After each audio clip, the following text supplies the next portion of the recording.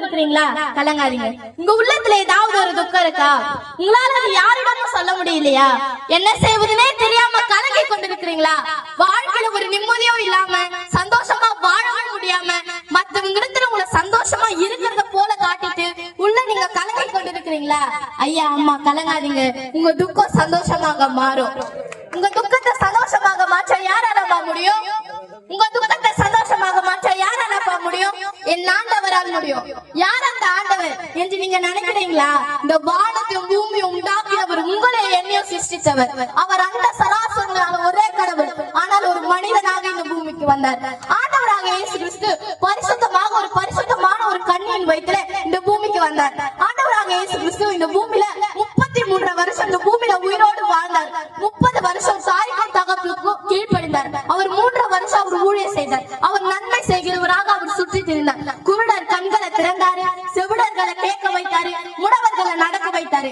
நிறைய அற்புதங்களையும் நிறைய அதிசயங்களையும் செய்து கொண்டு வந்தாரு. நம்ம ஆண்டவராக இயேசு கிறிஸ்து நாம் பாவம் செய்ததுனால நாம் யாரும் மறிக்க கூடாது, நாம் யாரும் வேதனை அனுபவிக்க கூடாது, நாம் யாரும் கஷ்டப்படக்கூடாது. அவர் நமக்காக சிலுவையில மரித்தார். நம்முடைய பாவங்களுக்காகவும் நம்முடைய சாபங்களுக்காகவும் நம்முடைய பாவங்களை போக்க 1 பேதுரு 2:24 சொல்லுகிறது, இயேசு கிறிஸ்து பாவங்களை சிலுவையில சுமந்து தீர்த்தார். நம்முடைய சாபங்களை போக்க கலாத்தியர் 3:13 சொல்லுகிறது, இயேசு கிறிஸ்து நம்முடைய சாபங்களை ஏற்றுக்கொண்டு சிலுவையில் பரிகாரத்தை உண்டாக்கினார்.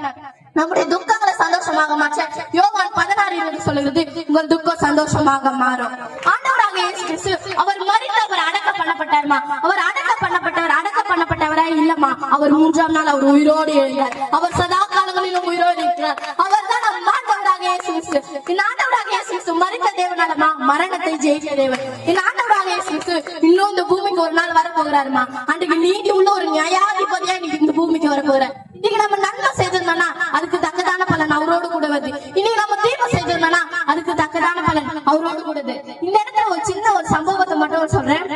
ஹைலாண்ட் அப்படின்ற ஒரு தேசத்துல ஒரு மனுஷன் ஒரு பெரிய சர்ச் இருக்கு. அந்த சர்ச்சை கட்டலான்ட்டு நிறைய பேர் ஒரு 3 பேர் வேலை செய்யறாங்க. அது ரொம்ப பெரிய சர்ச்சா. அது கட்டும் போது ஒருத்தர் அந்த எட்ஜில அந்த முனையில அந்த சர்ச்சை கட்டினே இருக்கும் போது திடீர்னு அவர் சறுக்கி கீழே விழுந்துட்டாரா. அவர் கூட இருந்த 2 பேர், ஏன்னா அது ரொம்ப பெரிய சர்ச்சா, இது உண்மையா நடந்த சம்பவம். அது கீழே விழுந்தோடனே அவங்க என்னாச்சு அப்படின்ட்டு ரொம்ப பதறி கீழே பாக்குறாங்க. கீழே பாக்குறா, அவர் நொறுங்கி போயிருக்காரு, ஆனா அவருக்கு மறிக்கல. இவரை நான் பார்த்தா கீழே ஒரு ஆடு செத்து போயிருக்கு. அந்த வழியில ஒரு மேய்ப்பன் என்ன பண்றாரு, அந்த ஆடுகளை மேய்ச்சி கொண்டு போகும்போது அந்த ஆடு அது கிட்ட வந்திருக்கு. அது மேலதான் அவர் விழுந்திருக்காரு. அந்த ஆடு அங்கேயே ரொம்ப மோசமா அங்கேயே இறந்து போயிருக்கு. இந்த இடத்துல நான் என்ன சொல்றேன்னா, அந்த மாடு அந்த இடத்துல அவர் என்ன கட்டிருக்காருன்னா அந்த ஆடுக்காக ஒரு சிலை கட்டிருக்காரு. இதுல இருந்து என்ன சொல்றேன்னா, அந்த ஆடு எதுவுமே பண்ணல, ஆனா அந்த ஒருத்தருக்காக அந்த இடத்துல ஒரு சிலை கட்டிருக்காரு. ஆனா இந்த ஆண்டவராக எந்த தவறும் செய்யறமா, ஆனா இந்த மனுகுத்தில் இருக்க எல்லாரோட பாவங்களை போக்க அவர் மரித்தாருமா. அவர் எந்த பாவமும் அறியாதவர், ஆனால் நமக்காக மரித்தார். இன்னைக்கு நீங்க யாராவது கஷ்டப்பட்டிருந்தீங்கன்னா கஷ்டப்படாதீங்கம்மா. கர்த்தர் உங்களுக்கு சந்தோஷமான ஒரு வாழ்க்கையை கொடுப்பாரு. இந்த பூமியில நீங்க எவ்வளவு கஷ்டப்பட்டாலும் ஆண்டவராக இயேசு பரலோகத்துல உங்களுக்காக ஒரு வீடு கட்டிருக்காரு. நீங்க யாருமே கலங்காதம்மா. என் கூட பிறந்தவங்க யாருமே எனக்கு சப்போர்ட் இல்லை, எனக்கு அண்ணன் தம்பி இருந்தா பிரோஜனம் இல்லை, நீங்க கலங்காதீங்கம்மா. உங்களுக்கு எல்லாமே ஆண்டவராக இயேசு கிறிஸ்து இருப்பார்.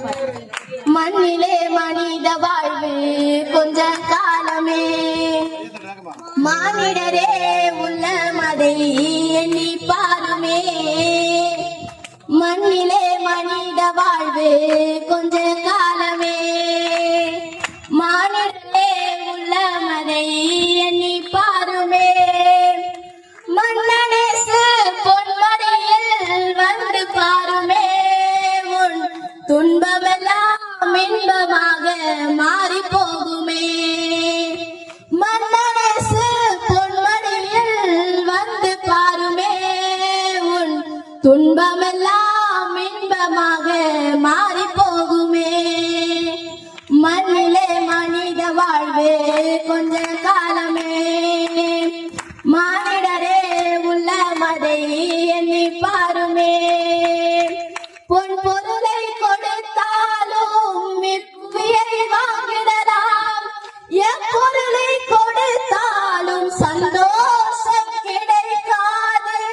பொன் பொருளை கொடுத்தாலும் இப்புவியை வாங்கிடலாம், எப்பொருளை கொடுத்தாலும் சந்தோஷம் கிடைக்காது.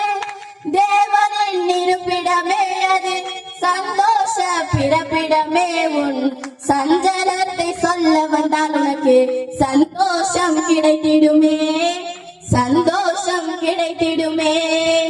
மண்ணிலே மனித வாழ்வு கொஞ்ச காலமே, மானிடரே உள்ளமதை எண்ணி பாருமே. அல்லேலூயா. இப்போ இந்த இடத்துல எத்தனையோ கிராமத்துக்கு போயிருக்கலாம், ஆனா இந்த இடத்துல வந்திருக்கோனா இன்றைக்கு ஆண்டவராக இயேசு கிறிஸ்து உங்களை நேசிக்கிறாருமா. இன்றைக்கே நீங்க ஆண்டவராக இயேசு கிறிஸ்து வாங்க, உங்க வாழ்க்கையில ஒரு பெரியா இருக்கிறதுக்கான கொஞ்சம் வேகமா கையை தட்டுக்கலாம். அவங்க சொன்னது போல பாருங்களேன், மனிதனுடைய வாழ்க்கை ஒரு புல்லை போலதான் பிரியமானவர்களே. அவ்வளவுதான் வாழ்க்கையை முடிவு கட்டத்தான் நாம் இருக்கிறோம். ஏன்னா யாருமே வந்து ஒரு 200 வருஷம் 300 வருஷம் இருக்குது கூடாத ஒரு காரியம் தான் சொல்ல முடியும். எல்லாம் சொல்லுவாங்க பாத்தீங்களா, வீடு வரை மனைவி, காடு வரை கடைசி வரை. சினிமா காரண சொல்ல முடியல, அந்த கடைசி வரைக்கும் நிக்கிறது யாரா மாணவர் இயேசு கிறிஸ்து. கையை தட்டுக்கல. எப்படி சொல்ல முடியும்? வீடு வரை மனைவி, காடு வரை பிள்ளை, கடைசி வரை நீ அங்க சுடுகாட்டுல அங்கே நீட்டு உட்காந்து கிடப்ப. கடைசி வரை இயேசு மட்டும் தான். கையை தட்டுக்கல. அந்த இடத்தை யாரும் பிடிக்க முடியாது பிரியமானவர்களே. வீடு வரைக்கும் என்ன பண்ணலாம், வரலாம். காடு வரைக்கும் பிள்ளை வரலாம், கடைசி வரைக்கும் பிள்ளை உட்காந்து நினைக்கிறீங்க கிடையாது. என் ஆண்டவர் உட்கார்ந்து இருப்பார். கையை தட்டுக்கல.